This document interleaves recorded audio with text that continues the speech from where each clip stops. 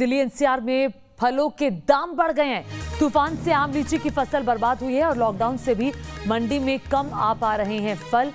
लगातार news nation बड़ी खबर आपको दे रहा है। देहरादून से एक रिपोर्ट भी हमने आपको दिखाई। दिल्ली एनसीआर में फलों के दाम बढ़ गए हैं। तूफान से आम लीची के दाम बढ़े हैं। दिल्ली से ही आपको बता दें, दिल्ली की गाजीपुर मंडी से हमारे संवाददाता मनीष चौरसिया की एक रिपोर्ट आपको दिखाते हैं। ताउते और यास तूफान की तबाही का असर देश के अलग अलग हिस्सों में देखने को मिला, लेकिन अब इसका एक और असर फल मंडी पर देखने को मिलेगा। दरअसल कहा यह जा रहा है कि इस तूफान के चलते कई जगहों पर जो सीजनल फल हैं उनकी फसलों को नुकसान हुआ है, जिसके चलते अब उन फलों का जो बाज़ार है वो प्रभावित होगा। आपको बताएं कि इस वक्त जो यास तूफान आया था उसका असर बिहार पर भी काफ़ी ज़्यादा देखा गया है और बिहार से लीची की सप्लाई इस वक्त होती है। इस वक्त लीची का सीज़न है और उसकी फसल बेहद बुरी तरह बिहार में प्रभावित हुई है।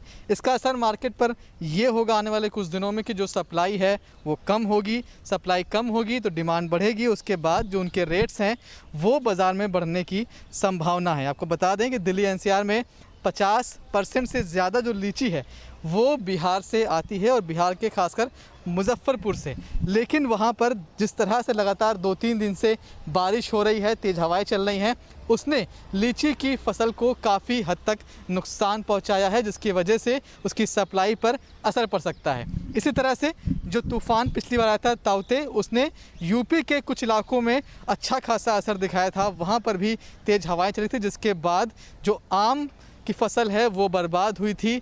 आम कई जगह पर पेड़ से गिर गया था पकने से पहले ही। ऐसे में उसकी सप्लाई पर भी असर पड़ेगी। दिल्ली एनसीआर में खासकर आम की सबसे ज़्यादा सप्लाई यूपी के शहरों से, इलाकों से ही होती है। मतलब अब उसकी भी जो सप्लाई है वो कहीं ना कहीं कम हो सकती है, जिसके बाद उसके रेट भी बाज़ार में बढ़ सकते हैं। इसी तरह से जो असर है वो स्ट्रॉबेरी पर भी देखा जा रहा है।